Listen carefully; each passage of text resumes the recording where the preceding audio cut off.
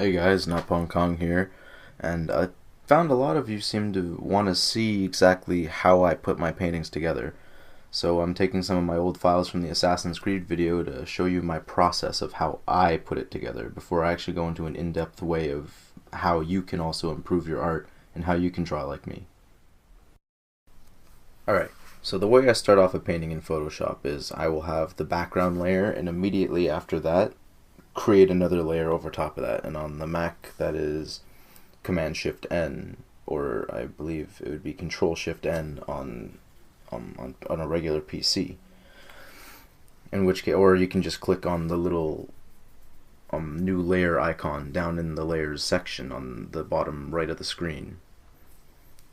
After that, then you can start drawing, and you'll have a separate layer from the background layer. The background, imagine it as the background is your piece of paper, and your first layer is where the lead of a pencil would go on to the paper. So that's how you have to think about it. And everything on top of that is just something else that will overlay the pencil or be something underneath it. So in this case, I start off with one layer, and we'll get to more detailed stuff about that later. It's always good to do a rough sketch, which is what I do. This is just from my personal experience. I find it easier to draw a rough sketch before I start filling out the rest of the painting. I recommend people who are just starting to draw out skeletons and much more rough work. However, this is just how I find it's easiest for me to create a final product picture, is by just drawing the sketch as is, as if I'm using a piece of paper. So now I'll speed up here until I can get to my next step.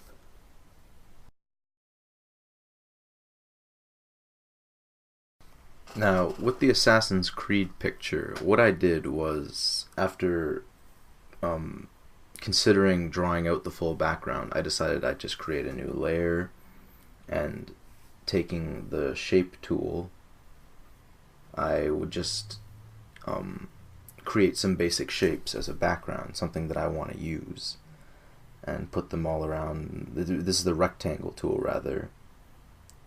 And the way I would do it is I would pick a color that I want to start as a base, as something simple like a gray, just so that I can see where it is without it overlaying the underdrawing, or the overdrawing rather in this case, as I put the rectangle behind it. And while every painting I do, I always mess around with the colors and stuff like that, and I always try to do new things in every single picture. So in this case, you can see I'm sampling colors, trying to find a simple way for me to do it, but I can't put two and two together here, so I just select it all. And essentially I just take a couple of these squares and I start placing them everywhere. And you'll see me do it later on in this. I'll speed it up so that I just don't talk for the next 10 minutes trying to wait for something to happen, because to my recollection, this actually takes me a while to figure out everything. You guys can actually see how long it takes me to put just one piece into a spot to where I think it will fit perfectly. And now I guess I'll speed up here a little bit so that you can see a little bit further on into the process.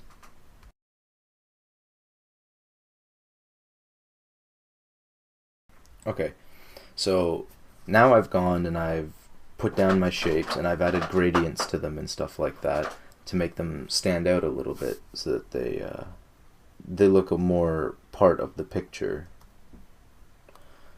And now that I have the basic idea of how I want light to hit them and stuff like that, I gotta texture them, which for this one I did the simple fix of reaching over into Google and just looking up some things like rock textures and stuff like that.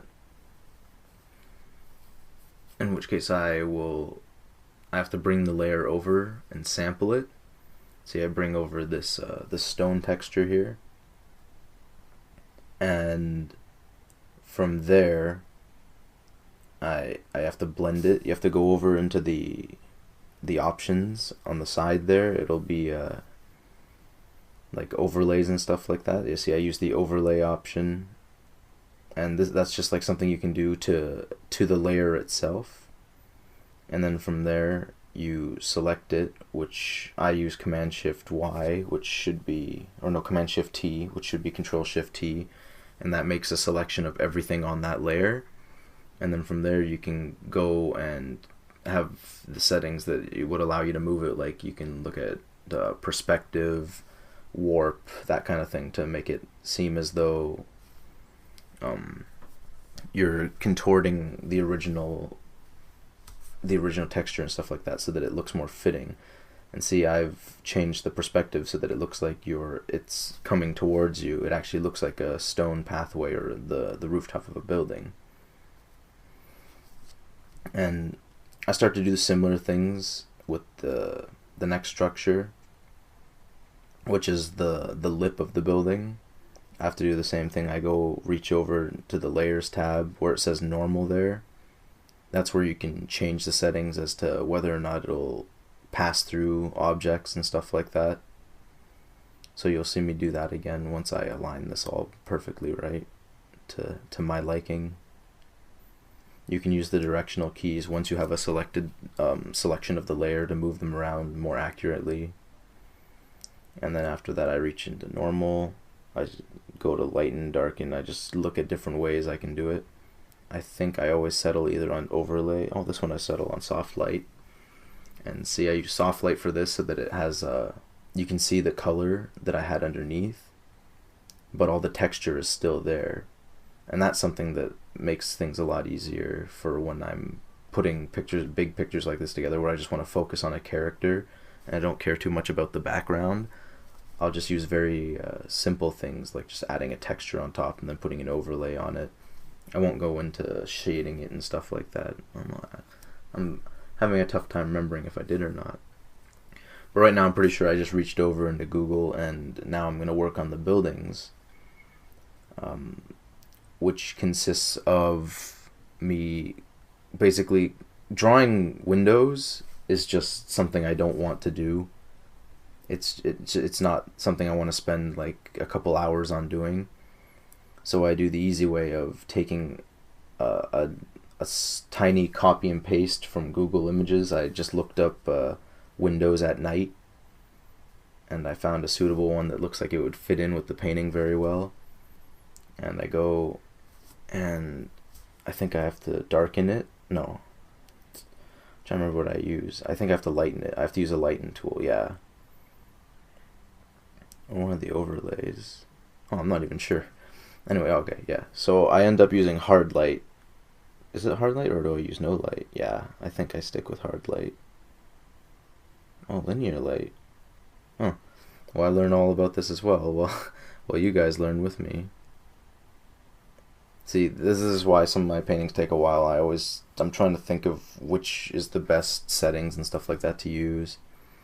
See here, I went over 1 million of them. I didn't even know what I did because I don't exactly have this memorized.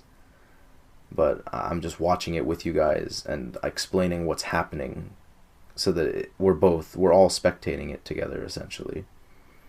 So what I'm doing here is I'm now making a selection and I'm copying it and bringing it down. And that's not, I'm pretty sure that's something I shouldn't do. I should just copy the layer. Yeah, here. I'm going to do it. Like me watching it here, I can see what I'm doing right and what I'm doing wrong. So essentially now I'm going to make several copies of that, probably flip it around so that it looks more asymmetrical. It's not exactly the same. And then I repeat this process on the rest of the building. So I'm going to speed it up here until I get to my next part.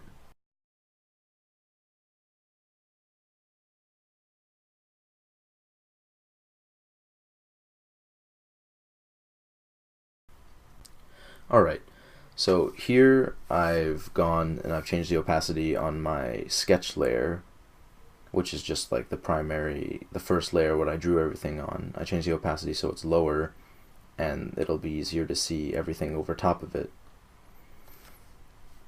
And so now I'm just gonna start off here. I'm probably just thinking of what colors I want to use.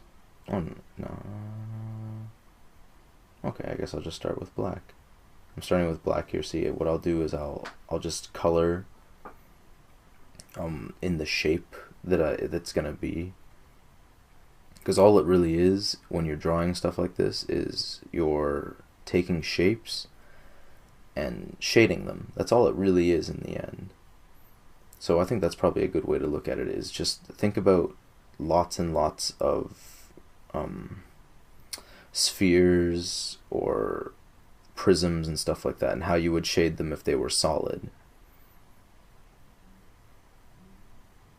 And now I'm just, this is probably the longest portion of the video here, so I'm just going to speed this little part up until we can get to some other good stuff.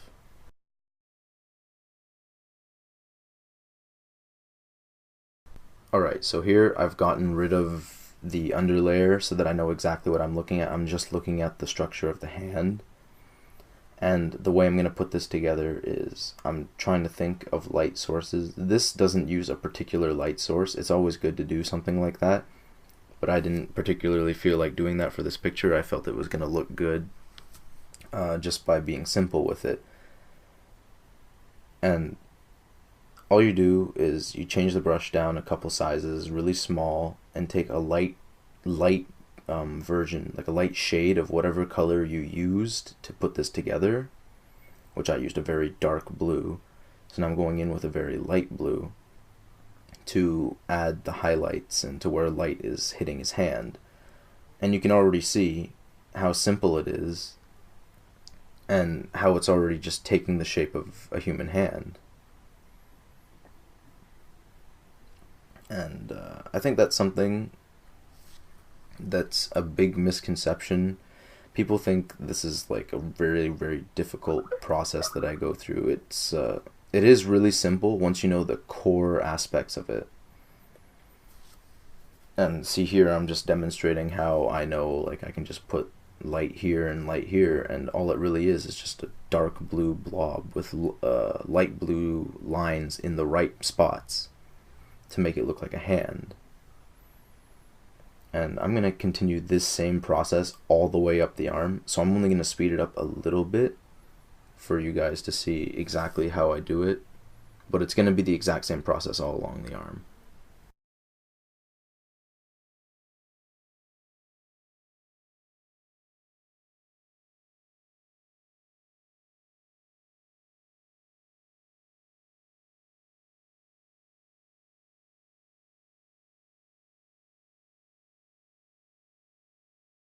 Right, so we've skipped forward a couple beads and most of the forearm is complete. And now I'm just adding little details like where the metal shines and stuff like that, and where I have little doodads like the red and green lights on his blade, which I'm not really sure what they indicate. It's just something that looks neat. It's something that is eye-catching. It's like a prop on a stage. But yeah, this is over an hour of work, at least an hour and 20 minutes almost of work here. And you can see basically I've drawn a sketch, I've thrown up some buildings, and now I'm just putting the finishing touches on the forearm. And this is essentially, like, as you saw, I did start shading it and stuff like that. The way I shade is exactly how I said before. You're just taking lighter tones of your base color and adding them where your eyes see them appropriately. And the way I see it appropriately is just in the places that I put them. I think the way I learned how to do art is just do it by eye. Like, you have to have a fairly well trained eye to do really well in art, I find. A lot of people think it's something that can just easily be taught. Art can be taught. However, I'm not particularly a good teacher when it comes to stuff like this. I'm really hands-on. Like, I'd have to be a lot easier if I'm right next to you, which is why my next art tutorial where I'm going to try something a little bit different and neat, and we can all do something together. But see here, I'm just adding like blood. I'm using a basic red tone, kind of like a bloody red tone, just throwing in the drops. And something, an afterthought of this, every time I look back at this picture I think, why is there no body next to him? Why is there no target that he has actually assassinated to give him a reason to have blood on his blade? But at the same time, it's cool for effect. And if you know several, like, I know a lot of things about human anatomy and the way blood and stuff should look, and drawing the insides and outsides of people and animals and stuff like that. You should know that blood is actually a very dark color to begin with, and then it's also a dark scene. However, because there is a light source somewhere in here, I haven't exactly depicted to myself where it is. I always seem to put it in one area. I'm adding light shades of red so that it has a slight glisten to it. It's a very small detail. It's almost not even noticeable looking at the full picture. But a lot of people that do go in and look at this sort of stuff, they'll appreciate the tiny little details that you've put into it. And something particularly strange about this picture I found was that I did two different styles of shading and coloring. This whole arm is all done in one style, and then the rest of his body is done in a completely different one, and I'll get to that in the next few steps that I take.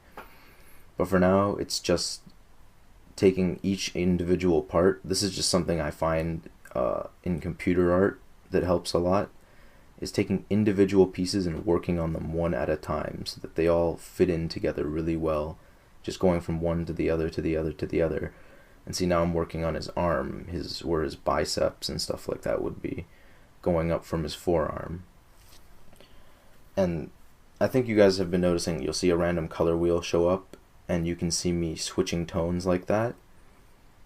What you do for that is you hold Alt while your pen is in motion, whatever you're over top of, because Alt is it's the hotkey for sampling. It's the sample tool. So when I can't sample anymore, which is usually a problem in Photoshop, I will go over to the color wheel, which is double clicking over on the bottom left there where you can see my two colors, the light blue and the white. You double click on the light blue, and then you can pick from that blue where you want to go on the color palette. But for simple fixes, like just in that generic area, hold down the Alt key and you'll be able to just swirl around and pick up the darker tones and sample the lighter tones, and it just makes it a little bit easier so that you don't have to go in and constantly change the color over and over and over again. But there's also the sample tool is also on the actual on the toolbars there. I'm looking for it now. I'm pretty sure mine is just hidden somewhere. I'm pretty sure it's next to the brush. Like if you hold down on one of the tools, it opens up a couple other tools for you to use. And I'm almost certain that's where the sample tool is. It's somewhere hidden in one of those other tools there. But you can use that, and you sample a color that's on the screen. Whatever color you're holding your cursor over, that'll sample, and then you can use that elsewhere. And I tend to use that a lot, actually. Whenever I'm doing shading and stuff like that, it just makes it a lot easier to switch from color to color to color. And when I already have the base colors down on the page. So I'm going to speed up here until we get to some later parts of the picture, and I think we'll get to facial features. We'll get to his facial features and stuff like that, yeah. So I'll just speed it up now, and I'll be back.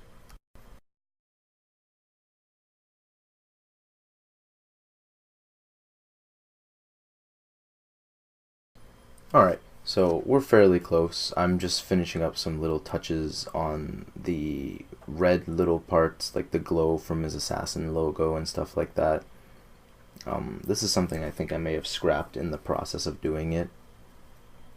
Something I thought like it just might not have fit in very well. But originally I was going to have his face be completely obscured, and he was going to have like sort of like one of those Roman gladiator kind of helmets with the multiple eye holes going all up and down the mask. But yeah, it was going to originally be something like that, and I figured, you know what, it's more Assassin's Creed-like for him to have just his eyes obscured and then the rest of his face, so facial features, be shown.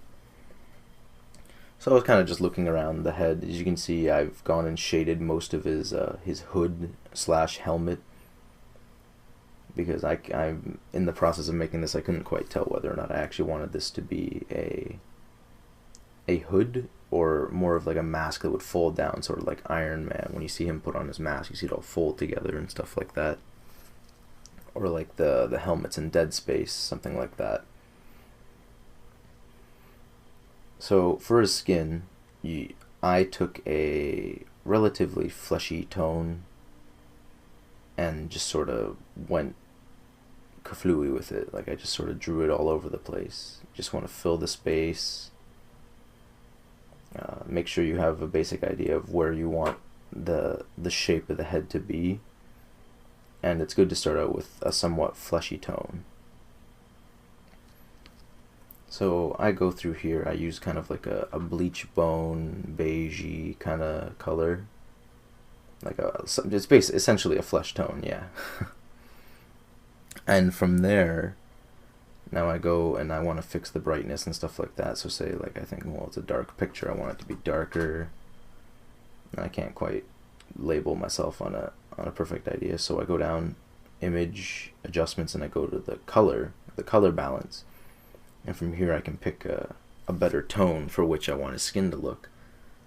And then in the end, I believe I do settle on a more pinky looking color. See, like this, like a little bit like purple almost. And I just have to scale up and down, and I have to think of like essentially what his shadows are going to look like first. So for this, I'm looking at it and I can see I've got some little gaps here and there. So see, I use the sample tool, and then I realize I'm on the wrong layer, switch the layer, resample it, turn the opacity down so I can see exactly where all the lines are, and see I'm in a purple hue now. So from there, I just make it a little bit more opaque, or less opaque. Yeah, turn the opacity down. And so I can see the original sketch underneath, so I can see exactly where all of his lines are, all the things that I put down, the base colors and stuff like that. And from there, I turn it back on, all the way back up to 100%, so I can see exactly what I'm working with. And then from here, I can see, okay, that's where his lip is, that's where his lower lip is, that's where his chin is, and that's where his nose is, because that's all you really have to pay attention to in this picture. So I start adding shadows left and right, where they should be. I switch to a more, a fluffier brush, I guess, if you will. It'll have like a more fuzzy tone to it. So it allows me to do the blend rather than a solid blend. It does more of a more eye-pleasing blend, like where it comes together physically without actually using the blend tool. I'm just blending the colors using a very soft brush. Rather, I think it's called feathered in this, I think is the way it works. So yeah, I sort of just define his jawline, stuff like that, using the eraser tool, making sure everything's a little like even on both sides. And then from there, I do have some brush presets that I will be using. It's really easy to find them. You just go online, look up skin tone, skin brushes, like things that resemble human skin. You can look up spider brushes, web brushes. I recently downloaded a full kit from someone on DeviantArt. You can look for it on DeviantArt even, and see the way this is coming together. It looks really a lot like nothing at the moment. But the more highlight and stuff like that you start to use, the more you can see, oh yeah, he's coming out to be,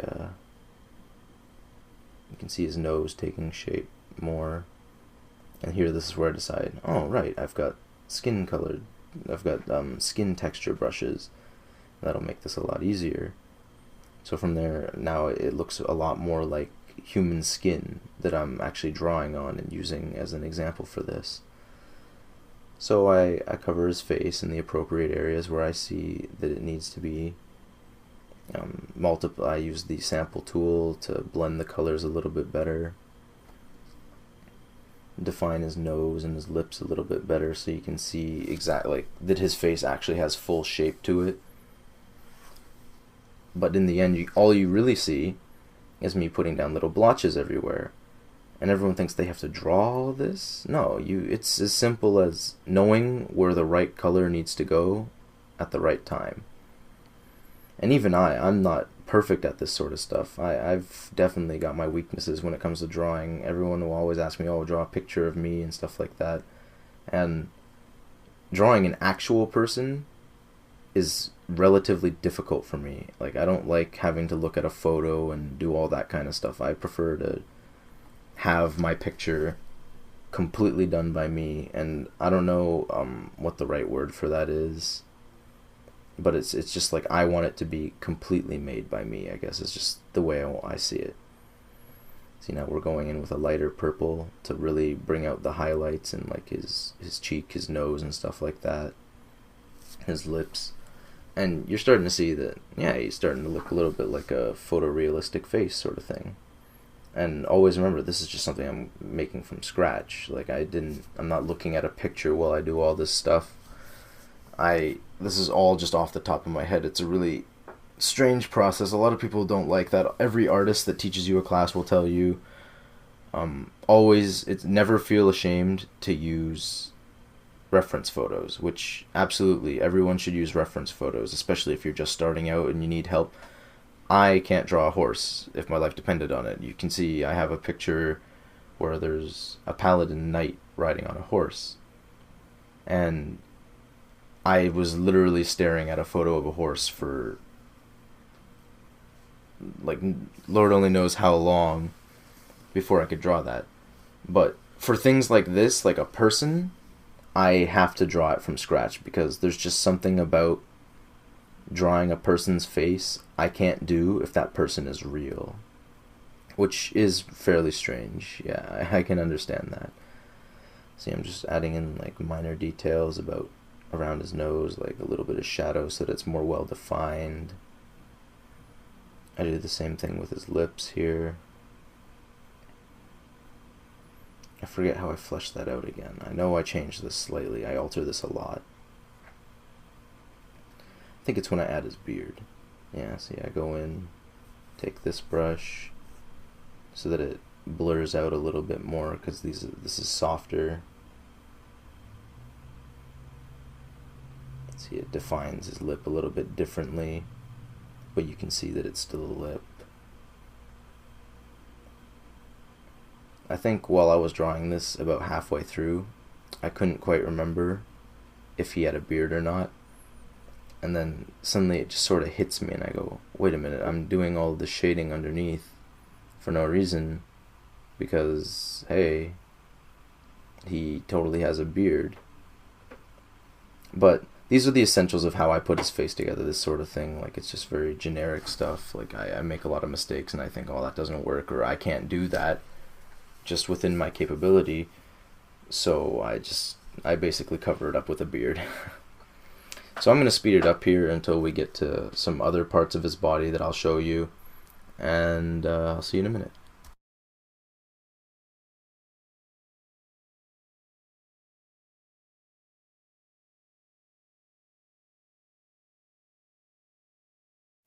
Alright, here we are.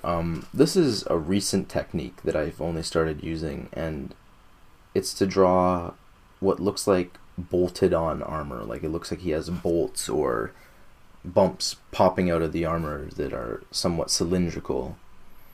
And the way I do that is I'll put down a base, which will be like the shadow essentially that the bump will actually cover over. And then I'll go in with a lighter color and it'll be solid instead of feathered like that, so it won't look like it's a shadow. I'll use a solid blue here because that's the theme that runs with this. I cake out the outlines a little bit so they look a little bit more refined on one side and opposed to the other.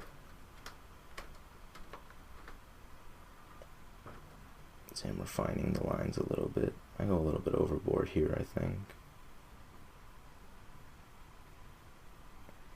Yeah, see, I sample a color, make it a little bit darker. I'm looking for a good color to use. And this is just something I found was interesting in how to draw like really popped out imagery, like something that looks almost 3D. And I'm not quite sure how to describe this. This is just something I picked up on and thought was really cool. So this is just a way that I do it now all the time. So I'll take the side that the light is going to be reflecting off of and just lightly go over it with a tiny little brush. I believe this high hardness brush, no feathered or anything, not feathered or anything like that. And it starts creating this shape. It just suddenly gives it a shape. You can see when I add that, it suddenly looks like 3D. At least that's the way I see it. I see it looking almost 3D once I do the little bit of shading on the outside there.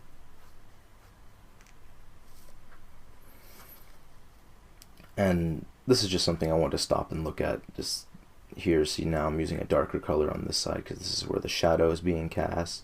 And as I do this, you're seeing it's just becoming,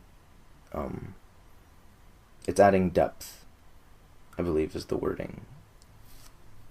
It's adding depth to the actual picture by having these small points just poking out. It looks more in the foreground. And then from here, I'm not sure what I was going for here. I believe I was going to add, I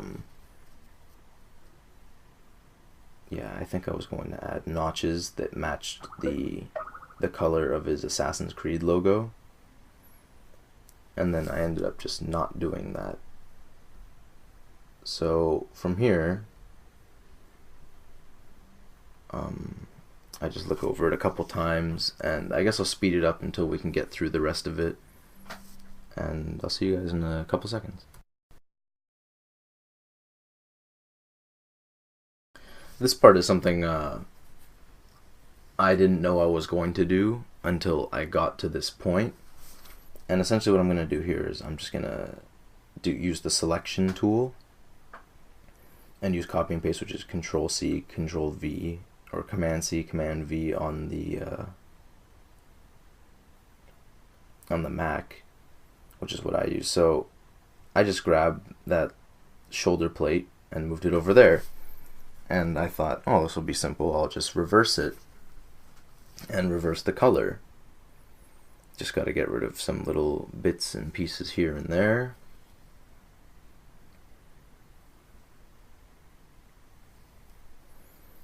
Just go into the erase tool, trim the whole outline, because now this is its own independent layer. I don't affect anything else with whatever it is that I'm doing.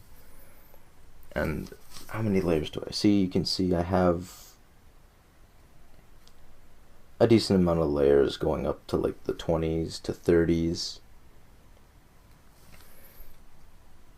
And the way I looked at this, I figured I'd just be able to switch the sides and rotate it a little bit. I was wrong here. And after making the selection, I thought, well, I can just rotate this. And I was thinking about how to do it. So in the end, what I actually end up doing is I go and I take the colors and I physically redraw them all. Like, see, I've gone and I've sampled the color here. So now I'm drawing the light that would normally be on this side from the other side on this side. And I figured I'd just be able to rotate it. I forget what my reasoning is why I can't. I think it was just the angle that it was at. It just wouldn't work because these bigger, the bigger notches have to be closer to the camera, and it wouldn't make sense for the small ones to suddenly be really close. So I just go in and do some really quick shading and changing and stuff like that. I go in, make it a little bit more feathered so the light blends in easier. And then from there, I just start shading on the other side where the darkness would be instead of the light. So I've essentially repeated, I don't know if you saw with the hand, I repeated the same process with every other bit of this where I take the shape and then I just add light where I think it needs to go. I did the same thing, making these notches look somewhat 3D. And a lot of pictures, I will repeat the same steps that I started the picture with in other parts of the picture.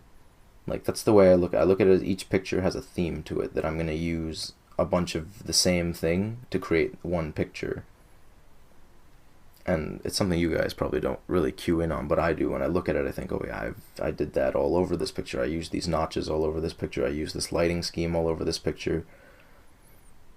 And from here, there's not really a lot more to tell. It's just a lot more shape drawing, shading, alterations. So I guess I'll fast forward it. Oh, and my phone's ringing, and then I'll see where we go from here. Alright, so while we speed through here, I'll just make a note of how I must have missed it at some point during the video, but I used the same tool that I used to make the background and stuff like that, except I used the, I think it's called the ellipse tool or something like that, an ellipse, and essentially that's a circle. So that's where my light source came from. It didn't really catch to me while I was looking through this. But that's how I made the moon, is I just took a circle and made it white, because that makes a good contrast against the dark blue sky. And you'll see it if I speed through here a little bit more. I'll pan through it a little bit. Yeah, and you can see that the moon is there, and I'm adding little bits of shadow underneath him. And this is almost essentially what the finished product is. Most of the time, after I've finished the video, I'll go in and add little definitive things, like I'll add little bits of smoke and stuff like that. Maybe I'll darken some of the things. Here I'm just switching up some of the layers, making sure everything's intact, checking where everything is. I accidentally merged all the layers together. Here I am trying to merge some of the layers so that they stand out as independent to the other layers. I'm just like trying some new things, and then also while I'm doing this, I will select different layers that in his arms, his legs, and I'll darken them and make them a little bit more tone appropriate to the picture, because you can see like his hand stands out quite a bit. This one in the foreground here that he has on the floor, it stands out quite a bit as being brighter than it should be. So I go into there, and the way you do that is you find the layer that it's on.